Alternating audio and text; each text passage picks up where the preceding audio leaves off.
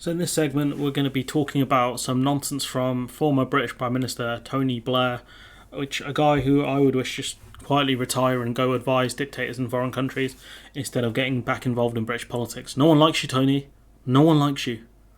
So Blair saying the Good Friday Agreement is at risk unless the EU changes its stance on the border. No, simply not the case, is it?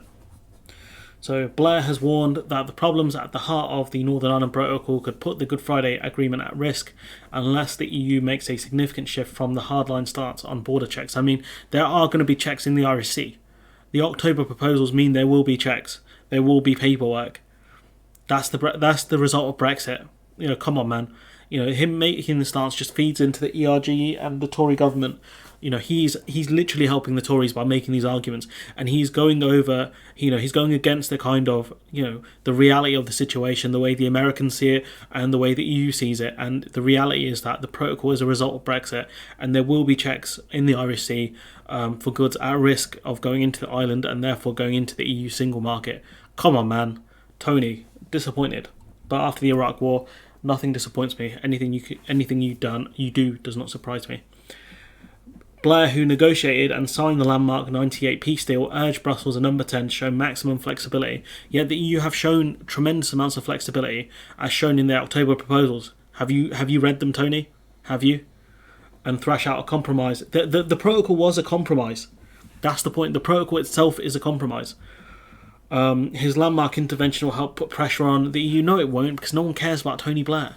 To drop its refusal to renegotiate the protocol again, they will make tweaks to it, but it's not going to change. It will also carry weight in the US. No, it won't, because I don't think most American politicians really care that much about Tony Blair, which has been critical of Number 10's approach given his work with Bill Clinton on securing the Belfast Accord. If Tony Blair goes over to Congress and he starts spouting off this rubbish, he will get shut down with a quickness, because they know what's going on. There was a delegation sent here not long ago to assess the situation. He called for face-to-face talks between Boris Johnson and von der Leyen. Bro, do you not understand how the EU works? The Commission get their mandate from EU leaders, EU heads of state. Von der Leyen won't be able to do something that the EU leaders do not like. Bro, you are in charge of our country whilst we're part of the EU. Come on, man. It's clear that they're not going to give him a new mandate. They're not going to give Šefčovič or von der Leyen a new mandate. Come on, dude. Really? This is to unlock a new deal on overhauling the controversial withdrawal agreement. I mean, that's not going to happen. Saying talks are being bogged down in a bureaucratic quagmire. No, they've been bogged down by one country wanting a green lane and not explaining what it means by that. One saying, we can have a trusted trader scheme, and then unilaterally changing said scheme because they want all traders in Great Britain to be trusted traders. Come on, man. You've been out of the game for a while, Tony. Time to start reading or get out.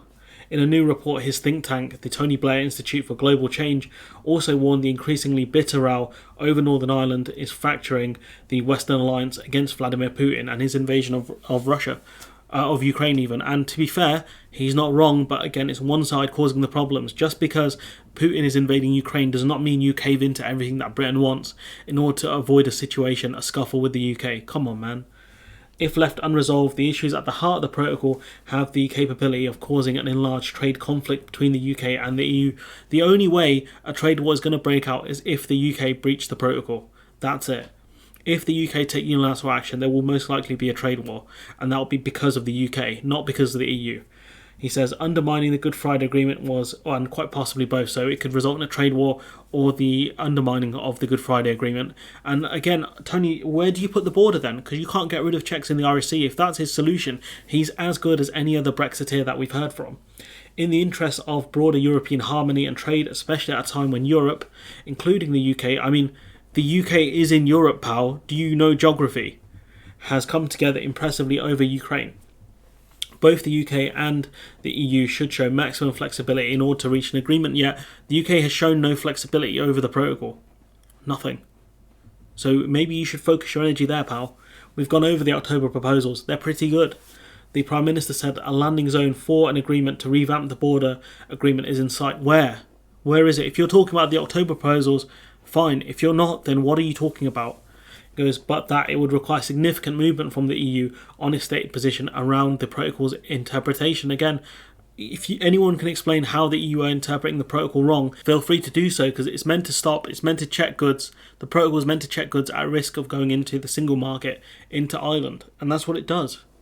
Donaldson, the leader of the DUP, said the EU should take note and recognise the harm the protocol is doing to political stability in Northern Ireland. The only one doing political instability, causing political instability in Northern Ireland, is you, big boy. That, you and your party. That's about it, because let's not forget here, Northern Ireland economically is doing fine. It's doing fine. So again, I don't get what he's talking about here.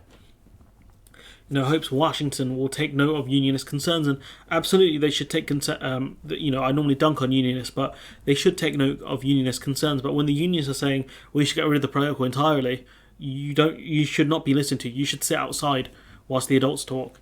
Government insiders told the Telegraph they hope that now Tony, I didn't know he was knighted, I thought they got rid of that, raising the red flag about the problems with the protocol, Washington will also set up and take note of unionist concerns. They don't care about Tony Blair.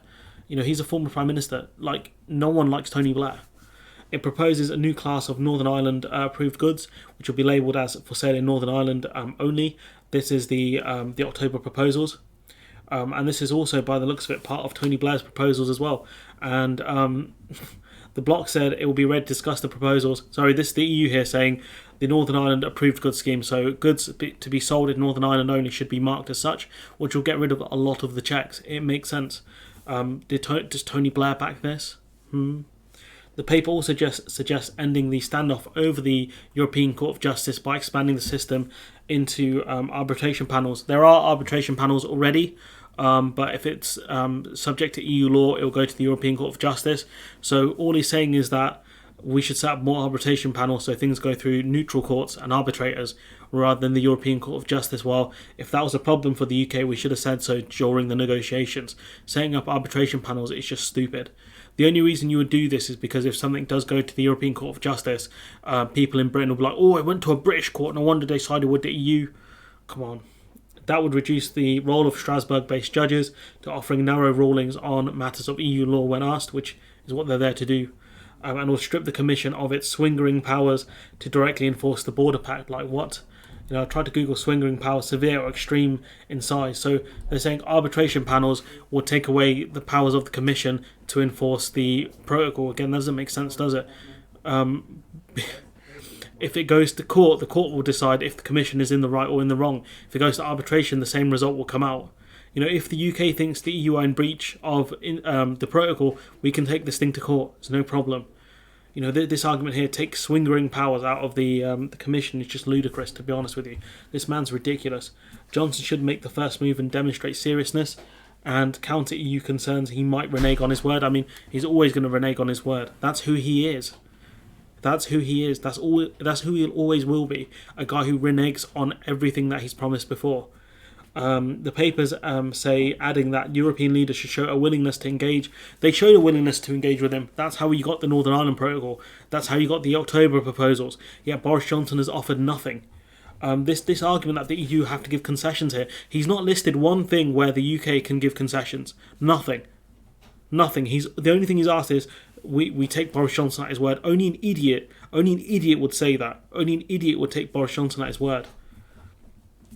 He goes, all sides have no obligation to do their utmost to try and find it, a way of protecting Northern Ireland. So riddle me this, Tony. Where are the UK going to offer concessions? Because you've offered nothing.